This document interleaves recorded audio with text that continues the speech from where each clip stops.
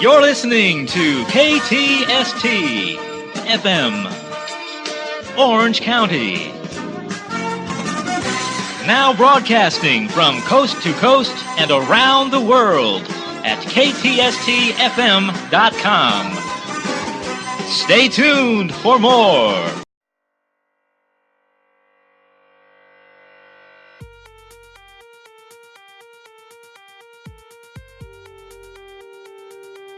Welcome to episode 6 of Secret City Geek Lab, your resource in the week in geek news and features. We'll talk movies, TV, comic books, video games, and anything geek. I'm your host, Alan Ng, and you'll hear from me and members of the improv comedy troupe Secret City Comic Society. Today's show is brought to you by Secret City Comic Society, the best in all ages improv comedy in downtown Fullerton. Visit Secret City Comic Society and the Geek Lab at secretcitycomedy.com. You're listening right now to Comeback, featuring the Red Light Kings from the movie Marvel's The Avengers. Coming up on this week's show, G.I. Joe movie review. From WonderCon, Scott Snyder talks about his run on Batman and a DVD review of This Is 40. Coming up first is our G.I. Joe Retaliation movie review. The G.I. Joes are not only fighting their mortal enemy Cobra, they are forced to contend with threats from within the government that jeopardizes their very existence. This movie is rated PG-13 and is being reviewed by Dimithri Perera and Sophia Bein. Okay, this is Secret City Geek Lab. I'm with Sophia Bein and Dimithri Perera. We're talking G.I. Joe Retaliation. All right, we have two reviewers here. Sophia, what did you think of the movie real briefly? I thought it was terrible, but fun to criticize. Okay, and Dimitri? Yeah, I didn't think it was the best movie. I thought it was a step up from the first. It's a mindless action movie. You can rent it on DVD. It's worth seeing on DVD. All right, what was it about that you liked it compared to the first film? It was, and it's going to be weird to say this, it was a little bit grittier than the first movie, because the first movie was pure popcorn. And of course, this one's pure popcorn as well. But I'm a big fan of The Rock.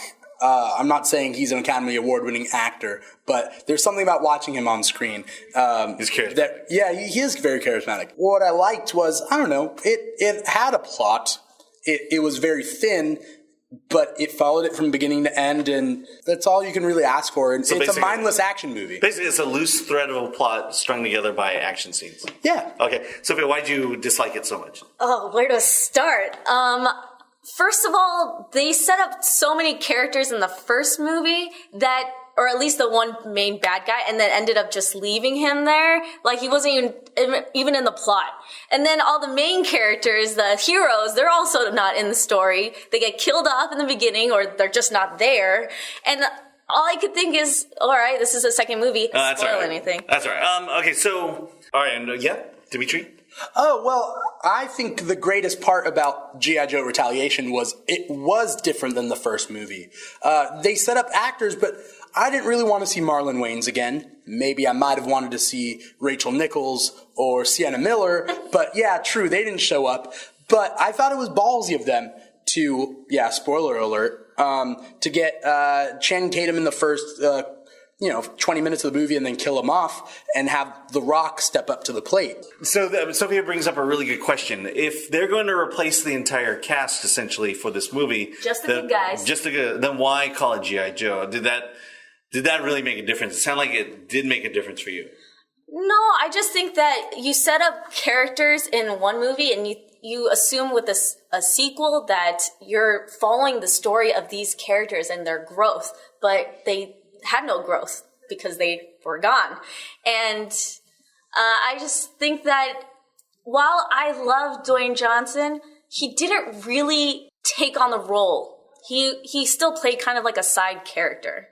Mm-hmm. And Bruce Willis also, I was expecting more out of him, but it was more of like a cameo. Dimitri? I would have to say worst part of the movie was Bruce Willis. I love Bruce Willis. I don't like it when he shows up in random things because people think Bruce Willis. They don't think the character he's playing. So I think that's the worst thing, and it was very gimmicky. But in the first movie, the characters didn't have any growth anyway. So I was fine with watching G.I. Joe Retaliation as a standalone movie. What does carry on, the threads of the plot that do carry on between the first and the second movie, is Cobra. So Cobra has a plot, Cobra is the main bad guy, and there's just different heroes stepping up to the plate to defeat Cobra. All right, so from an action standpoint, what were some highlights, or what were some things in all this action that would make me want to see this movie? Okay,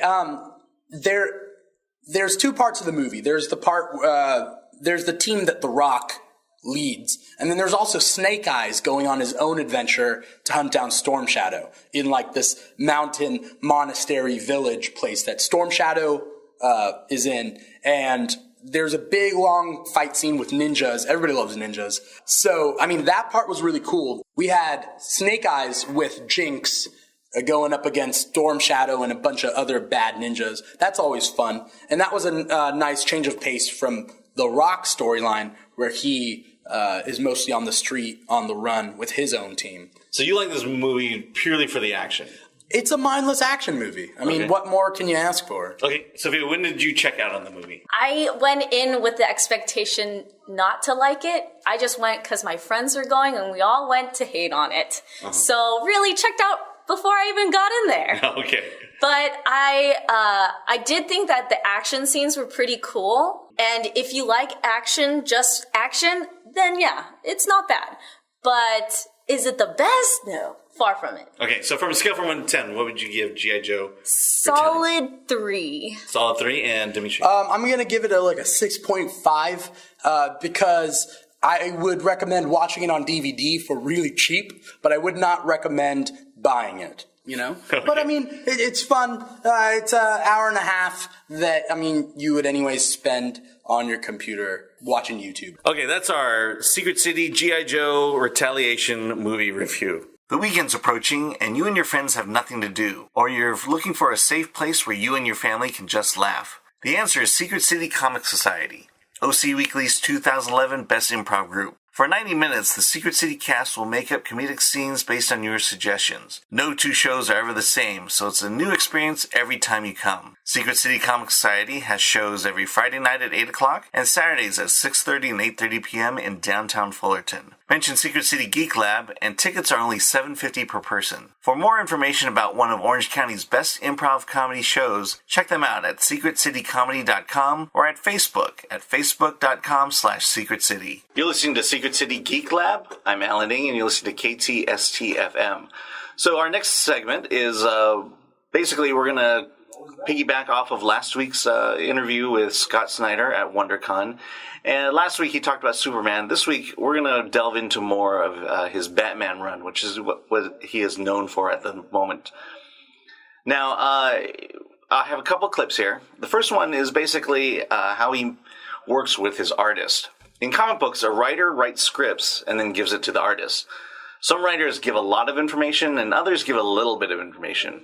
But what happens when a writer who gives a lot of information butts up against an artist who really wants very little information? Here's Scott Snyder. The other key element in the success of Batman, aside from what you've brought to the table, is what your co-creator, Greg Capullo's brought to the table.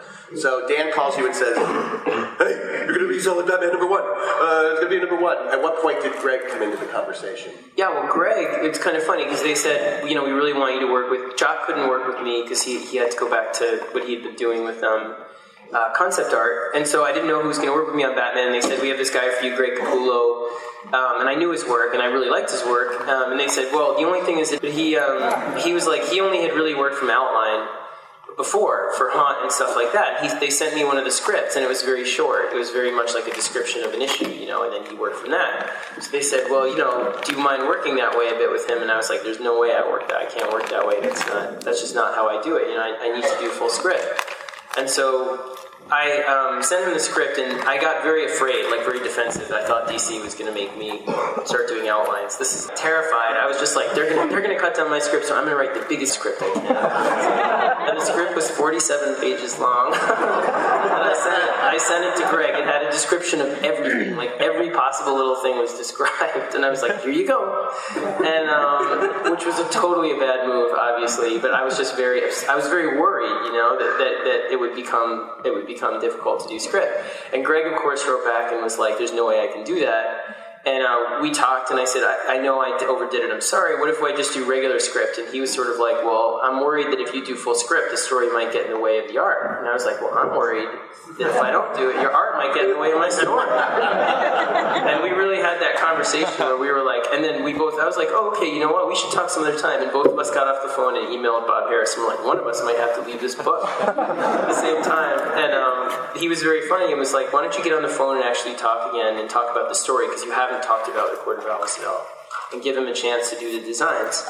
So I called him up again, and I was like, all right, listen, like, let's try this out, you know, and here's the story. And he really started contributing ideas for the designs as we were first talking, and I was like, God, this guy's got so many great ideas. And he designed the talent, and I wish I could show you. He sent the first picture, and the hood was this great executioner's hood, the way it is, with the owl symbol, and I was like, this guy's amazing, I have to work with him. And we started talking, and now he's actually, I know it sounds corny, but he's one of my real closest friends.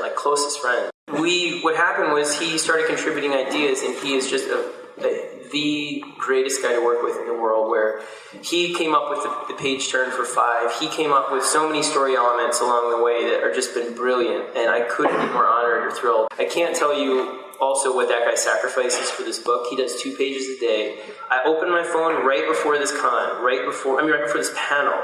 Page 18 from issue 20 is on my phone from like 10 minutes ago, and the guy literally is on vacation. He is so dedicated to this book and Gotham and you guys, and he means it. You see him on Twitter. I mean, he's like, I love you, but he loves you. He loves you. I mean, to death, and it's an honor to work with him. Now, most would say that the Batman run in DC's New 52 is probably one of the most successful of the new titles that have come out. Scott Snyder started off the run from issue 1, and he did it very admirably, and he told the story of the Court of Owls during that first year. But now it was time recently to take on Batman's most iconic villain, the Joker, with death in the family. Here's what he has to say about his inspirations for Joker. But with Joker, what happened was, it was like you were saying, John, I think, about 4 or 5 issues in, I'd say about like a third of the way into the story I'm working on, I usually start thinking about the next one. So with Black Mirror, it was about halfway through, maybe a little less, where I started to come up with the idea for the owls. And you can see some owls at the end of Black Mirror hidden in the book in places. So about halfway through Court of Owls, I started thinking, you know what? Bruce has all these allies all of a sudden, and you're seeing them in Night of the Owls. That's part of it, right? They all come in and help him take down the talents. So I was thinking, well, like, you know, and it was just after I had my second son. But anyway, we had just had Emmett, and I was thinking to myself, man, you know, I wish I could stop worrying about these kids for a little while. You know, just stop worrying that something would happen to them. Or as a parent, I think, you know, a lot of us have that moment where you're just like, just to take a pause button or not have to worry for a minute, you know? And then I was thinking to myself, well, that's where Bruce is, right? He has all these allies that just helped him, and he might not have defeated the talents without them. Well, who would hear that wish, that terrible wish that's like, well, I just wish I could stop worrying for a minute? And the Joker would hear it. The Joker would say, I just heard you say you wish they were all dead. And you say, I didn't wish that at all. You know, I just said I wish I could stop worrying. And he's like, that's the core of your wish. That's the thing you really want. You just don't want to admit. And then that's when I knew that was the story for the Joker immediately. At that moment, it was like, that's what he's going to do. He's going to come after them and say, deep down, he loves me more than he loves you, and I'm going to prove it. And even if I can't win, even if they don't die, I'll leave it so that they always have a piece of me left in them that way. And they'll always know that. This is Secret City Geek Lab. I'm Alan Ng on KTST-FM. Now we're going to move on. We talked about working with Greg Capullo, the artist, and we talked about the Joker and inspiration for the Joker run. And now we're going to move on to Batman's 0 year, kind of a new origin story for Batman. For months now, fans have been wondering what the next Batman event following the claimed death of the family series would be. Kicking off this spring, Batman 0 year is going to be an epic and grand 11-issue arc that chronicles the untold details of the Dark Knight's origin story within DC Comics' The New 52. Scott Snyder says, it's not, let's do a redo on the origin type story. It's time for a new story showing how Batman became who he is in The New 52. We tried to preserve as much of Batman's history as we could and keep what we could of his history intact. It's the 0 year, the one that no one has told the story of before. We see how Bruce became Batman, built a cave, faced off his first supervillain, and it's time for a new story showing how Batman became who he is in The New 52. It builds up the mythology. And here's that interview.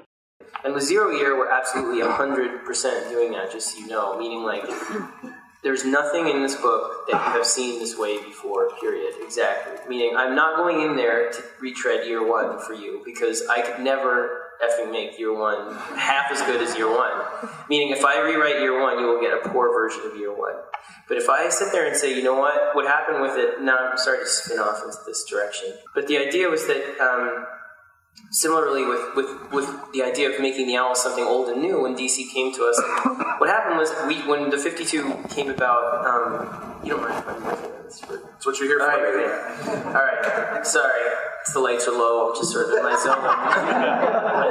Like I'm just talking with nobody reporting on it. But anyway, what happened was when the 52 happened, I was very, as he'll tell you, and a lot of us in Batman were adamant about keeping Batman's history as intact as we could. And a lot of the characters got reboots and all that, and wonderful reboots, a lot of them, you know. And every character has had their origin redone, or most of them, I would say, from Superman and Wonder Woman and everything. And Batman, we tried to keep everything as it was. But what happened was other stories came up along the way where Selina Kyle's origin was done differently. James Jr., we realized, would be 6 years old in the New 52 because Batman has been operating for about 6 years, and if he fell off a bridge 6 years ago, he'd be 6 years old.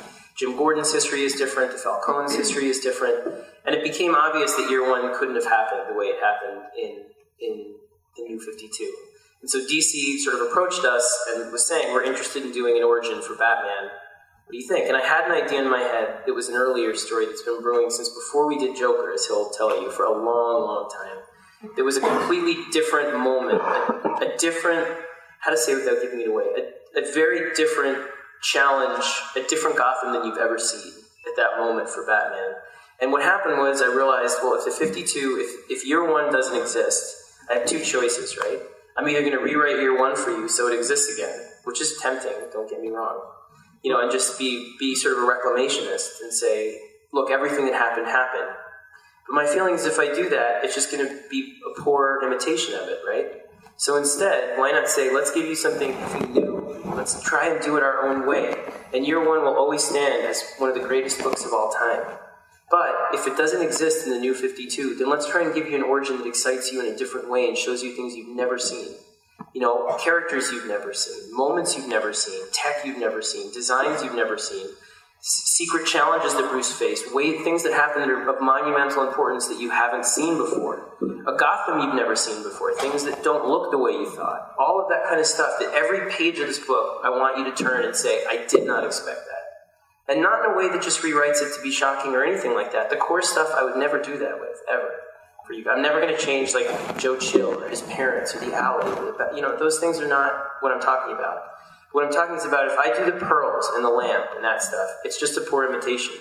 So try and find a different way of showing those things and a different story to tell with those moments in it. It gives you something that you can say, this is a story, it might not touch the hem of year one. Maybe it won't. Maybe it won't. I don't know. You know, it's impossible to reach a masterpiece like that. But we will go out swinging on this thing. Meaning, I promise you, and he knows, I call it 2 a.m. sometimes with Penn. Yes, he does. That is not a joke. I'll be like, I had an idea on this thing for page 14. I want to run dialogue with you and that stuff with it. We are giving this our best effort in the world. I have never worked as hard on anything. He has never worked as hard on anything. Greg has never worked as hard on anything on Batman. To give you something that you can say, it might not be year one, maybe it won't be as good as year one, which is fine. I could never be that good.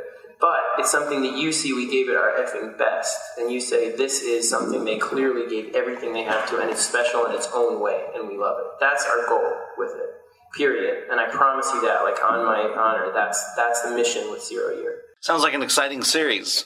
Batman 0 Year is written by Scott Snyder and will be illustrated by Greg Capullo. It begins in June with Batman number 21. You're listening to Secret City Geek Lab. I'm Alan Ng on KTST-FM. Coming out on DVD is This Is 40. Our own Joey Shope has a DVD review. This Is 40 looks at the lives of Pete and Debbie a few years after the events from the movie Knocked Up. All right, we're talking This Is 40, a movie review with Joey Shope. Say hi, Joey. Hi. All right, tell me, general thoughts about This Is 40. All right. So this being a Judd Apatow movie, I was pretty disappointed. I don't think Judd Apatow changes the entire genre of comedy, but I have liked his movies in the past. But This Is 40 was kind of like just an average movie in my opinion. It wasn't spectacular. There were some good moments, but overall this was kind of a letdown. Okay, so it wasn't the belly-laughing gut-buster that his other films have been. Yeah, this one, I feel like Judd Apatow tried to go a little more subtle with his comedy, and I'm not saying it's possible for him to do it, because there are parts in other movies that are pretty subtle humor, and those are usually payoff, but this movie was pretty much, the humor aspect was entirely centered around subtle humor, and it was alright jokes. It was, I can't explain it other than this movie was alright. So in terms of laugh-out moments, there weren't that many.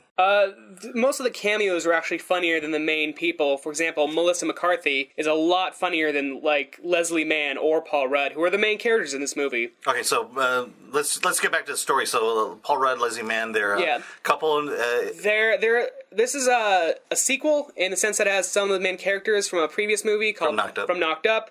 Paul Rudd returns his role as Pete. Leslie Mann returns as Debbie. So what's the overall concept of the movie? Leslie Mann turns 40, and she thinks it's a much bigger deal than it probably really is. And Paul Rudd's character Pete also turns 40, and he's taking it normally, like he's just fine with it.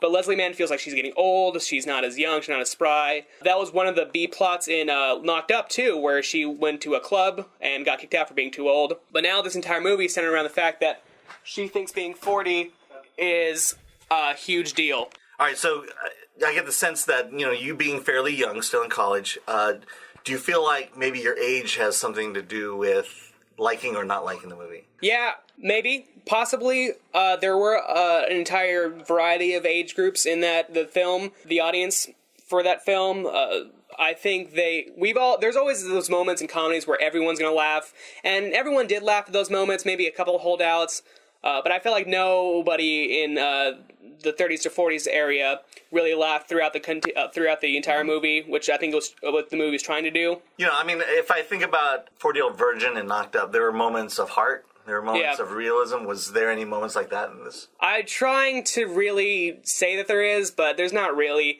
These are just two unlikable characters who fill up the screen for like an hour and 45 minutes. So from a scale from 1 to 10, how would you rate This Is 40? 5.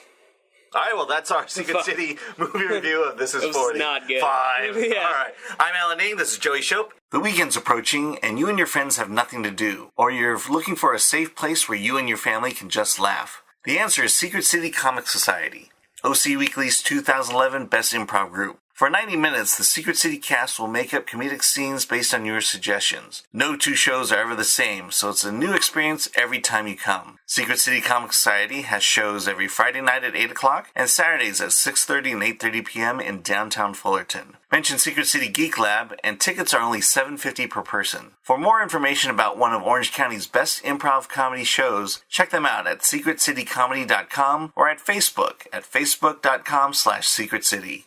This is Alan Ng at the Secret City Geek Lab at KTST-FM. Moving on, we're going to add a little segment here called the Comic Book Review.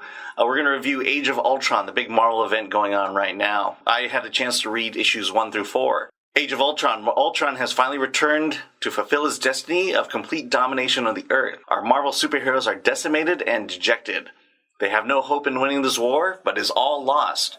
First published in March 6th, written by Brian Michael Bendis and the artist Brian Hitch. Now, what I liked about Age of Ultron, and I'll say it over and over again, where Marvel succeeds is that they are willing to take risks in their story. They're willing to take not only risks, but tell bold stories that turn the tables over on our greatest heroes. Age of Ultron is just that.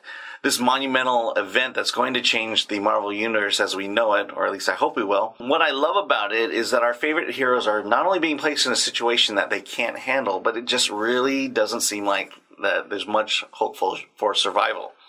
Many of our heroes are already dead, such as Thor and the Hulk, and our heroes are also being taken out one by one, such as Black Panther and She-Hulk.